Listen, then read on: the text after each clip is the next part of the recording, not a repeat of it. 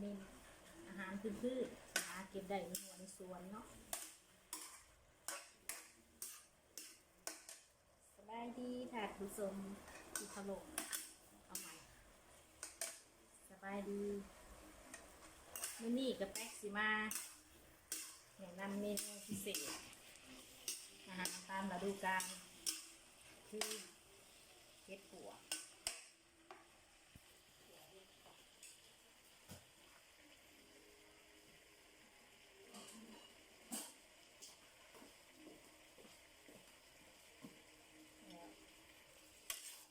แล้วพี่น้อง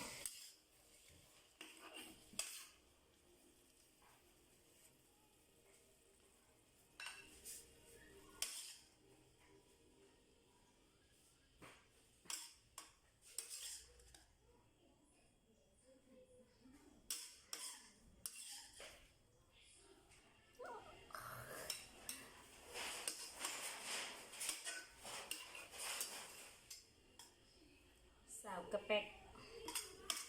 เห็ดกินนี่แอนขั่วเห็ดใส่ซี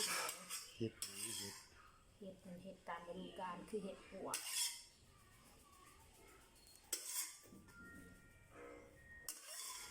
ขั่วเห็ดปัวคือพี่น้อง